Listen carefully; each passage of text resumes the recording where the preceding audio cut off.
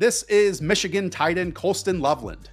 As you sit here and watch all these highlights, just keep in mind that this guy is 6'6", 248 pounds. It just does not feel like he should be that big running the routes that he's doing against man coverage, not just as an inline guy. They move him across the formation. He's also just on the outside against press man coverage, winning on those reps. He has this like really smooth transition. He's really good with his hands. And I think that this is an all-around player. And he's just 21 years old and early declare out of Michigan. He's one of my absolute favorite prospects, regardless of position in this draft class. Yeah, just turned 21 in early April. So this entire past season played the year at 20 years of age. He's just so fluid. Yep. He's so smooth as a route runner. Like, he's pressed at the line of scrimmage. He takes a jab step to get, that inside release, gets up to the top of his stem about 10 yards down the field, pushes off, catches the football, and instantly as he's catching it, turns up the field to, cross into the end zone. It's like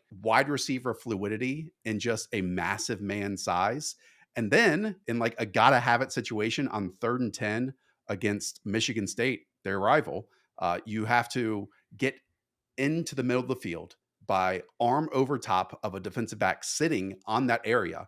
And he's just able to flat out do it and catch a tight window pass. So while I think we have seen him go from a great situation with JJ McCarthy to whatever the hell the Michigan Wolverines were putting out there at quarterback this year, I still saw maturation in his game over the last 2 years that makes Colston Loveland my tight end 1 in this class. Easily my tight end 1 as well. I have him as a top 10 overall player this draft class, and that's even adjusting for positional value, which obviously tight ends make a lot less than edge rushers and the sort. So I could not think more highly of Colston Loveland. Like you said, to me, it's just the smoothness when the ball is approaching. He rocks defenders asleep. He has, awesome double moves. And just once the ball is in his hands, he just transition into a yards after the catch player at a really, really high level. And then there's also times where he uses 6'6" frame and go high point some passes.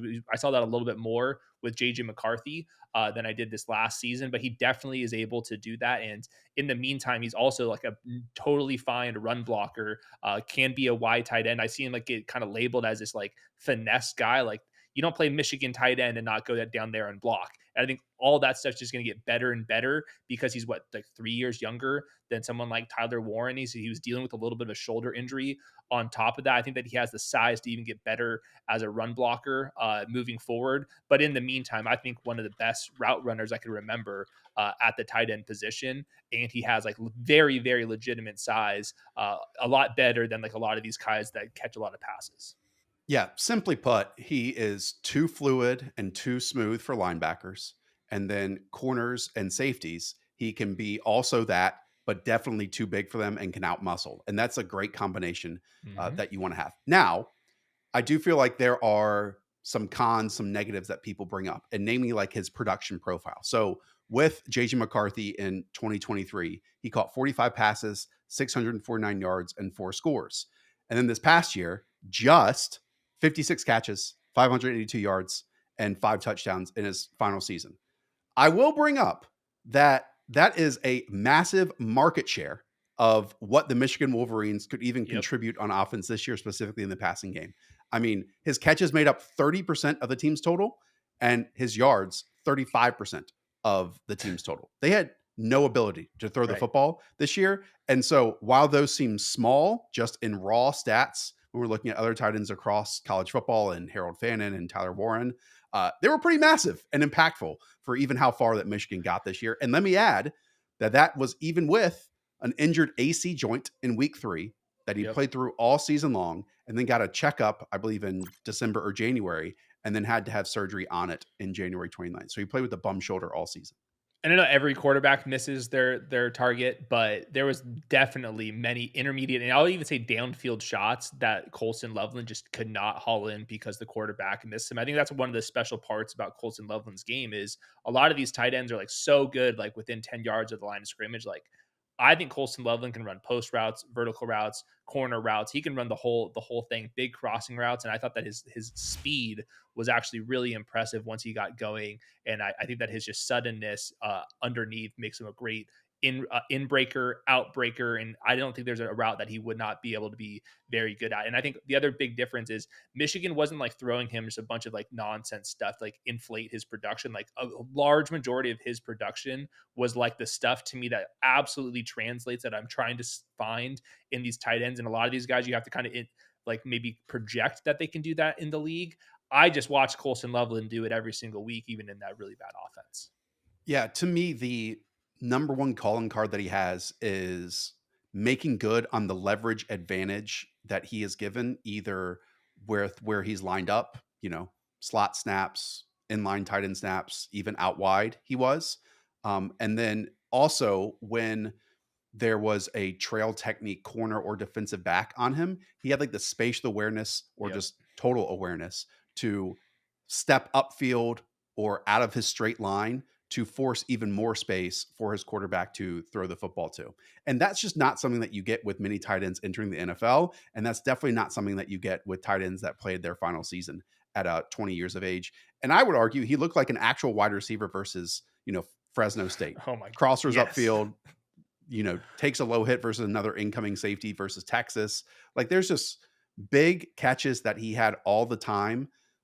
And he was kind of used like how Ben Johnson utilized Sam Laporta. Again, a split out wide receiver. We can get him in the slot too, or we can use him in line. And to me, he won from all three of those spates, and that's uncommon. Yeah, and he's just bigger than Laporta is as well. So like my comps are crazy, and if you'll allow me to come up, I don't go super crazy with my comps all the time, but every once in a while you want to sprinkle in, have some fun here. Dallas Goddard, TJ Hawkinson, I think are like kind of like what I'm expecting Colson Loveland to be. But and it's going to take some time to like get the awareness and stuff. I do think that there's a little bit of Travis Kelsey and Colson Loveland's game. Just the fluidity that you're talking about and some of the awareness that you're talking about in between zones. I do think that Colson Loveland, who's a very similar size to Travis Kelsey, has the potential to do some similar things for an offense. Now, not every Travis Kelsey gets to go to Patrick Mahomes and Andy Reid and Right. never get injured and have that level of success. But I think stylistically, that's kind of what you're getting out of Colston Loveland, like these 3-by-1 formations where Travis Kelsey is the X receiver in the backside formations, and he needs to go win one-on-one. I think Colston Loveland's going to be able to do all that type of stuff. Now, this is going to take a long time for him to get there, but I do think like that's the style player that we're going for with Colston Loveland. Yeah, I don't know if I want to bestow him with that honor, especially with like Travis is so good at running his own routes, the Mm-hmm. route that isn't on the page, and he's allowed the right to get open. And I would say arguably 31 other offenses do not allow their tight ends to do that for very good reason. Boilerplate statement. Flat out, he's going to change a passing attack in the NFL. And that's also not something you typically say about a tight end.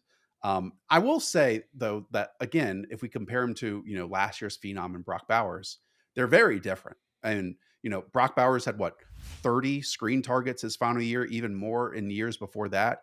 And he's just an absolute menace to try to tackle with the ball in his hands and would break a whole bunch of tackles. I see Loveland as more of an intermediate player than Brock Bowers, maybe closer to the line of scrimmage, 0 to 9 yards. Mm-hmm. And I don't think that Loveland has nearly the same yak capabilities. I mean, he only forced 7 missed tackles over the last 2 years, but that doesn't take anything away from his body control, fluidity, understanding of space. I do think he can drop, a tight window target here or there. But again, it takes like oftentimes 2 or 3 years for these guys to like really get their feet under them in the NFL. And for him to already do this coming from a program like this too, speaks volumes to me. Yeah, I think the last thing I wanted to close out here is there's just not that many difference making tight ends in the league. And when you do get to that tier of guys, like some like the Hall of Fame, all pro level tight ends, like those guys are so impactful because they're so difficult to vend because most defenses don't have a nickel, a linebacker, a safety that can handle these type of guys. And they're just so valuable as chess pieces. And I think if you can get to that tier of tight end, these guys become super valuable. I'll even argue that they're really underpaid versus some of the wide receivers too. So like I know it's like not the most valuable position in terms of just like how much money they're getting paid. But I do think that if you can reach that level tier that we've seen Kittle and Kelsey and those guys get, like to me, they are like very, very underrated versus what the salary cap is affording to these guys. So I would actually take him inside the top 10. And I actually have him ranked ahead of Ashton Genty, who I also absolutely love at the running back spot, just because there's a lot more depth at running back than there is at tight end, in my opinion. Yeah, two things on that. I think it can be so difficult to nail the tight end evaluation. And we talked about this in the Tyler Warren video. Hopefully, you all watch that. Is because you have to be a sixth offensive lineman at times, and then also better than like the team's slot wide receiver or fourth wide receiver. Um, I think he can work in like that power slot, big slot role, definitely for an NFL team that wants to use him in that capacity.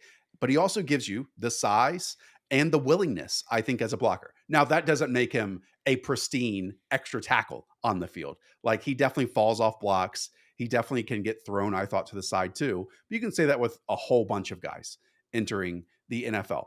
Most importantly, though, he like has come from a program that has gotten him ready for, I thought, those types of plays.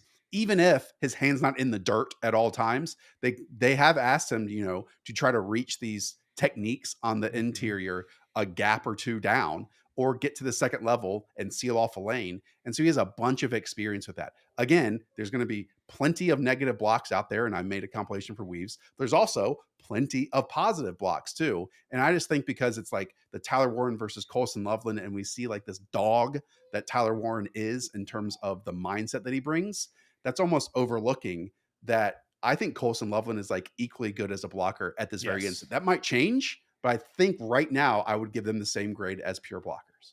Yeah, and he's 3 years younger than him and has the length to put on a little bit more weight and even get better at it if he wants to. And I think that we overrate how good these tight ends are blocking defensive ends. Even the good tight ends in the league Right. are still getting their ass beaten by guys that are much bigger, more Or they physical or they get against them. hidden by good offensive Right. coordinators and all this type of stuff. And that's something that the modern NFL is very good at right now, is kind of hiding and finding better blocking matchups for their tight ends. Like you just like, frequently see these tight ends running across the line or the offensive linemen at the snap to kind of just hide these guys a little bit more. So I think like the blocking stuff's more or less like a tiebreaker, and you just have to like kind of reach a certain threshold to stay on the field. Loveland's like completely beyond that. I'm like Yeah. not concerned about that for fantasy purposes whatsoever.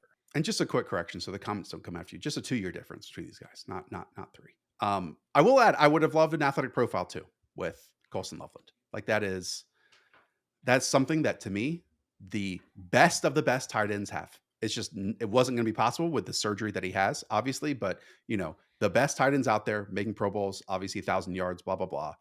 70, 80 plus percentage of them have top tier athleticism. And it's why last year only, 3 tight ends were selected in the top 3 rounds. And 2 of those guys barely had any production in Tip Ryman and Theo Johnson, yet they were the best testing athletes of the group last year. So the NFL is even telling you that they understand that this position. It's why like the cheat code for so many years, the George Kittles, for example, it was low production, great athletic testing. We can take that guy in round 3 or round 4, and then we can develop him more and more and more. So you just can't do that anymore. More NFL teams have caught on. But yeah, I mean, just using our eyes, He's fast. Colston Loveland can move around a little bit. Yes, So. very, very well. All right. That does it. My tight end 1, your tight end 1. I can't wait to see where he goes. I think he's not being overshadowed at all in this draft class, but it's been a very quiet process for him because of the injury, but he might make some noise in his first year, depending on what offense he lands with. All right. If you are new around here, hit that subscribe button, leave a thumbs up, and check out the next video. See you there.